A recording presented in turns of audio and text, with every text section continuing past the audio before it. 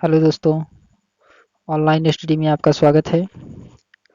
आज हम लोग यूपीपीसीएस आरओ एंड एआरओ 2023 के एग्ज़ाम की दृष्टि से current affair point two point को सॉल्व कर रहे थे। तो हम लोगों ने क्लास 2 तक 21 क्वेश्चन को देख लिया था। तो आइए देखते हैं अगला क्वेश्चन क्या है हमारा।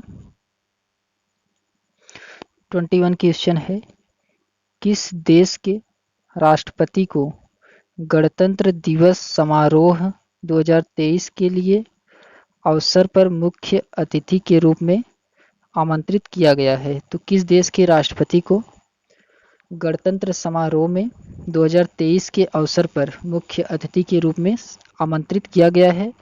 तो वे हैं मिस्र के राष्ट्रपति हैं। आइए इनके बारे में कुछ हम लोग महत्वपूर्ण तथ्य को जानते हैं। तो संदर्भ में मिस्र के राष्ट्रपति अब्देल फतेह अल सीसी। मिस्र के राष्ट्रपति कौन है? अब्देल फतेह अल सीसी हैं, जो कि 26 जनवरी 2023 को आयोजित होने वाले गणतंत्र दिवस समारोह के मुख्य अतिथि थे। ये पहला अवसर है जब मिस्र के राष्ट्रपति भारत के गणतंत्र दिवस में मुख्य अतिथि थे। यह भारत में पहला ऐसा अवसर था जो कि मिस्र के राष्ट्रपति भारत के गणतंत्र दिवस समारोह में शामिल हुए। अन्य महत्वपूर्ण तथ्य क्या है? अन्य महत्वपूर्ण तथ्य के बारे में हम लोग जानते हैं। पहला है, वर्ष 2021 और 22 के गणतंत्र दिवस समारोह में कोविड-19 महामारी के कारण किसी भी मुख्य अतिथि को आमंत्रित नहीं किया गया है। फिर वर्ष 2020 के गणतंत्र दिवस समारोह में ब्राजील के राष्ट्रपति जायरे बोल्सोनारो मुख्य अतिथि थे। तो कौन? ये ब्राजील के राष्ट्रपति थे, जो कि बोल्सोनारो ये मुख्य अतिथि 2020 के गणतंत्र दिवस में बनाए गए थे। फिर वर्ष 2022 में भारत और मिस्र ने अपने राजनयिक संबंधों की स्थापना की 75वीं वर्षगांठ मनाया। फिर आता है, वर्ष 2022-23 में भारत की अध्यक्षता में होने वाले G20 सम्मेलन में मिस्र को विशिष्ट अतिथि देश के रूप में आमंत्रित किया गया है। क्वेश्चन नंबर 22 है, जनवरी 2023 में प्रधानमंत्री नरेंद्र मोदी ने कहां पर विश्व के सबसे लंबे river cruise MV Ganga Ramvilas को हरी झंडी दिखाकर रवाना किया है? तो कहां से? वाराणसी से। ऑप्शन नंबर बी सही है, वाराणसी से एमवी रामविलास गंगा को हरी झंडी दिखाकर रवाना किया गया है। रवाना करता कौन है? तो प्रधानमंत्री नरेंद्र मोदी हैं, वीडियो कॉन्फ्रेंसिंग के माध्यम से किए हैं। यात्रा प्रारंभ तिथि कब है? तो 13 जनवरी 2023 को। यात्रा प्रारंभ स्थल कहाँ से है? तो वाराणसी से। यात्रा प्रारंभ स्थल कहाँ से है? वाराणसी से है। यात्रा समाप्ति स्थल कहाँ है? तो बोगीबिली, डिब्रूगढ़, असम। यात्रा अवधि क्या है? तो 51 दिनों तक यह यात्रा चलेगी, जबकि 1 मार्च 2023 तक यह यात्रा चलेगी। फिर उसके बाद आता है, यात्रा के दौरान तय की जाने वाली दूरी। यात्रा के दौरान तय की जाने वाली दूरी कितनी है? तो 3200 किलोमीटर दूरी है। क्षमता कितनी है? तो 36 पर्यटकों की क्षमता है। 36 पर्यटक इसमें शामिल हैं। संबंधित तथ्य क्या है? तो संबंधित तथ्य के बारे में जानते हैं। 51 दिनों की यात्रा में यह भारत 5 राज्यों से और बांग्लादेश के 27 रिवर सिस्टम से होकर असम के डिब्रूगढ़ पहुंचेगा। यात्रा के दौरान यह क्रूज 50 से अधिक पर्यटन स्थलों पर रुका, जिनमें विश्व विरासत स्थल भी शामिल है। एमवी गंगा रामविलास में सभी लग्जरी सुविधाओं के साथ 3 डेक 36 पर्यटकों की क्षमता वाले 28 स्वीटर्स हैं।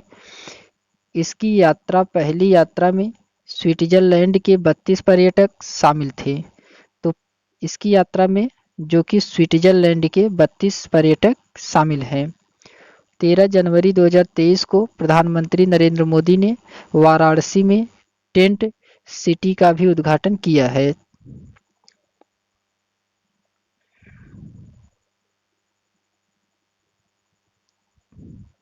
फिर क्वेश्चन नंबर 23 है, जनवरी 2023 में प्रवासी भारतीय दिवस सम्मेलन का आयोजन कहाँ पर किया गया?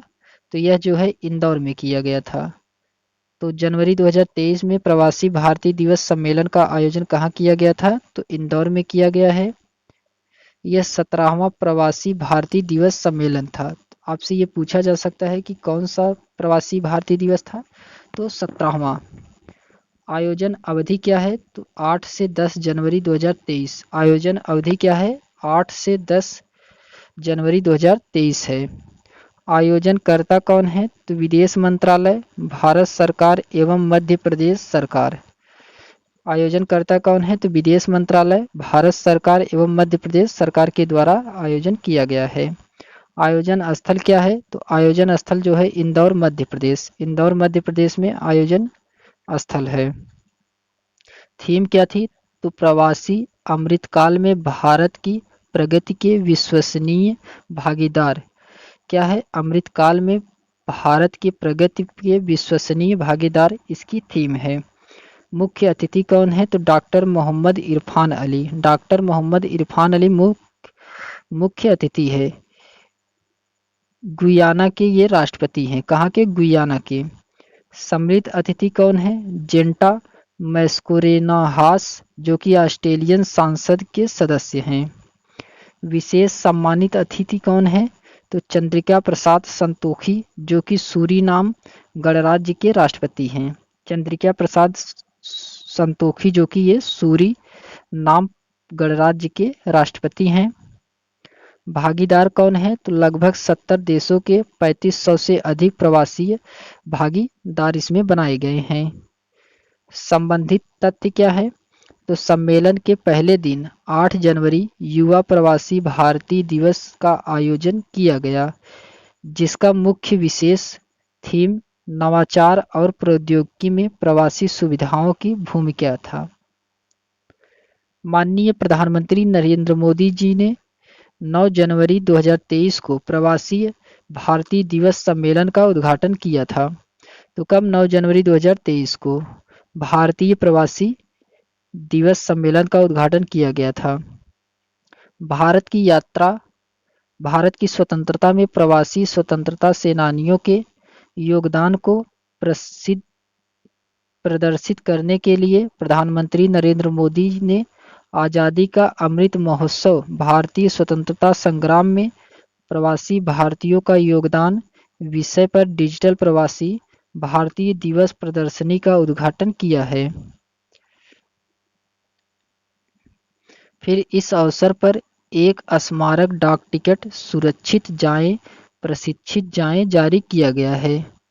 राष्ट्रपति द्रौपदी मुर्मू ने 10 जनवरी 2023 को 27 अप्रवासी भारतीयों को प्रवासी भारतीय सम्मान पुरस्कार 2023 से प्रदान किया गया है।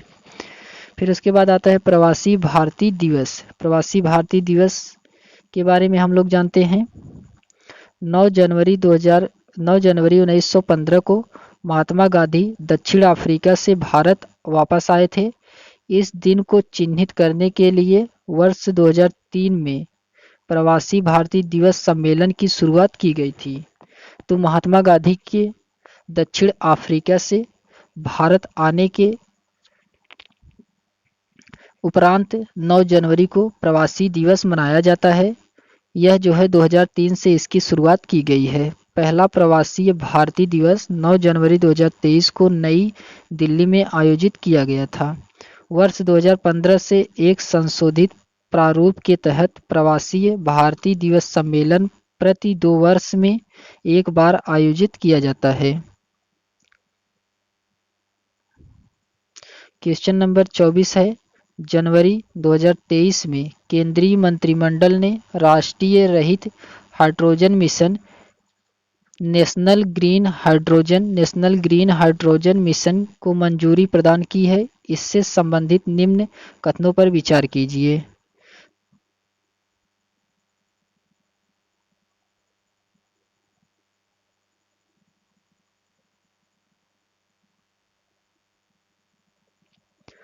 तो इसमें क्या है, पहला है इस मिशन का प्रारंभिक परिव्यय 19,744 करोड़ रुपए है।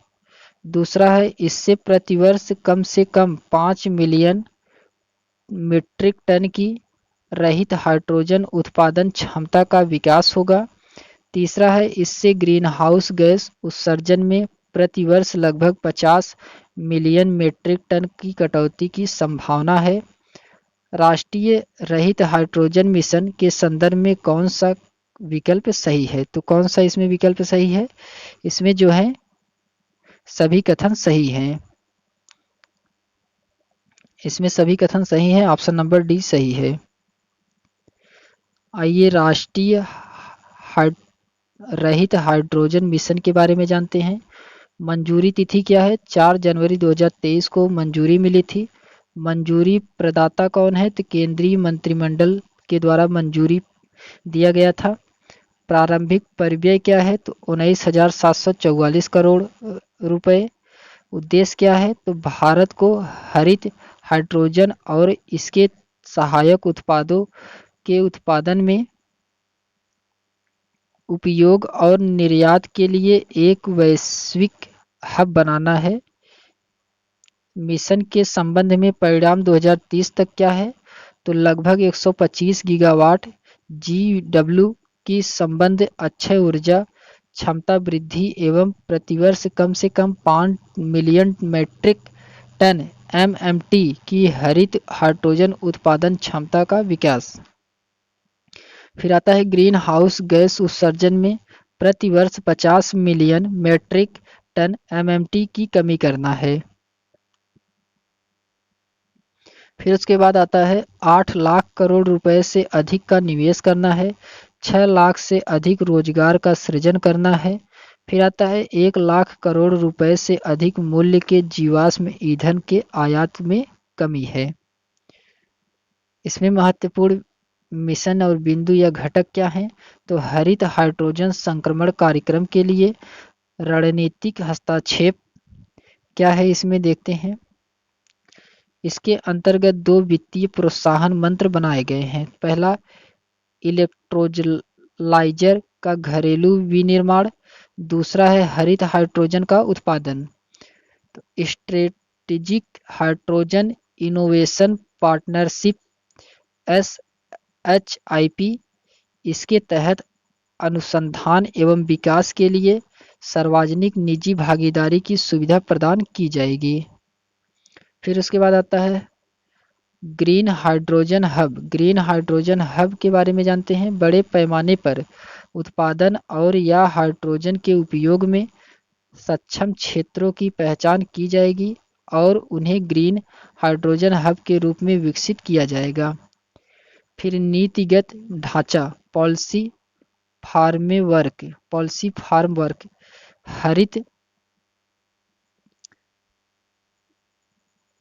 हरित हाइड्रोजन इकोसिस्टम की स्थापना करने के लिए एक सक्षम नीतिगत ढांचा विकसित किया जाएगा।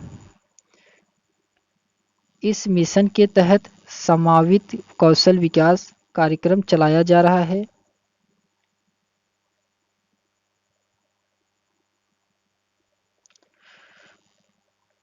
फिर आता है एक मजबूत मानक और विनिमय ढांचा का विकास किया जाएगा। यह मिशन उभरते अंतिम उपयोग और क्षेत्रों और उत्पादन मार्गों में पायलट परियोजनाओं का भी समर्थन करेगा। नवीन एवं नवीनीकरण ऊर्जा मंत्रालय संबंधित घटकों के लिए योजना दिशा निर्देश तैयार करेगा। क्वेश्चन नंबर 25 क्या है? क्वेश्चन नंबर 25 है जनवरी 2023 में अखिल भारतीय पीठासीन अधिकारियों का 83वां सम्मेलन कहाँ आयोजित किया गया है? तो यह जो 83वां सम्मेलन आयोजित किया गया है, यह जयपुर जो कि राजस्थान में है। तो योजना अवधि क्या है?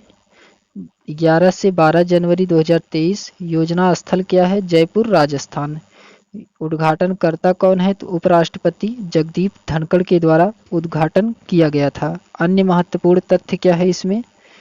तो इसमें इस सम्मेलन में लोकसभा अध्यक्ष ओम बिरला, राज्यसभा के उपसभापति हरबंश समेत कई विधानसभाओं के अध्यक्ष और उपाध्यक्षों ने भाग लिया था। समापन सत्र के मुख्य अतिथि राजस्थान के राज्यपाल कलराज मिश्र थे। विशेष इसमें क्या है?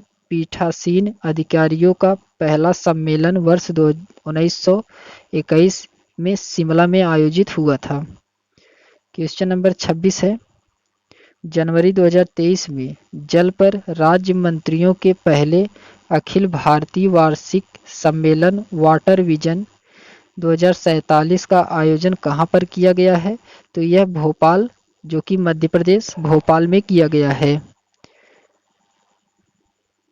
इसकी जो आयोजन अवधि है तो 5 से 6 जनवरी 2023 है।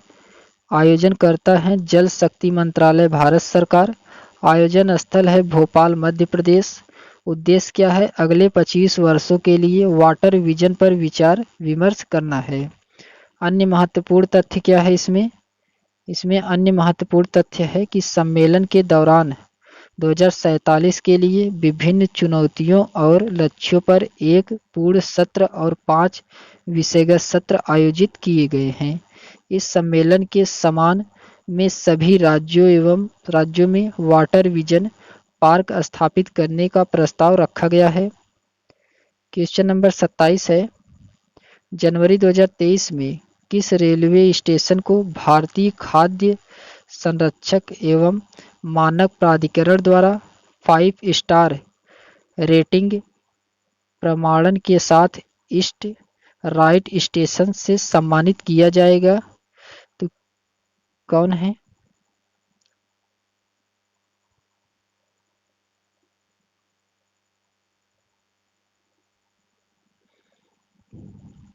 इसमें है Varanasi cantt railway station Varanasi cantt railway station Varanasi को सम्मानित किया जाएगा। सम्मान तिथि क्या है? तो 5 जनवरी 2023 है। सम्मान प्रदाता कौन है? तो भारतीय खाद्य संरक्षण एवं मानक प्राधिकरण। सम्मानित station Varanasi cantt railway station है। स्टार प्रमाणीकरण वाले अन्य स्टेशन कौन से हैं? तो इसमें Anand Vihar terminal railway station Delhi, Chhatrapati Shivaji terminal Mumbai, Mumbai central railway station Mumbai, Vadodara railway station Chandigarh railway station, Bhopal railway station आदि इसमें शामिल हैं। अन्य महत्वपूर्ण तथ्य क्या है? ईस्ट राइट स्टेशन प्रमाणन उन रेलवे स्टेशनों को प्रदान किया जाता है जो यात्रियों को सुरक्षित और पौष्टिक भोजन प्रदान करने के लिए मानदंड स्थापित करते हैं। 5 स्टार रेटिंग यात्रियों को सुरक्षित और स्वच्छ भोजन उपलब्ध कराने के लिए स्टेशन द्वारा पूर्ण अनुपालन का संकेत है। Prayagraj junction railway station Uttar Pradesh का पहला ईस्ट राइट स्टेशन है।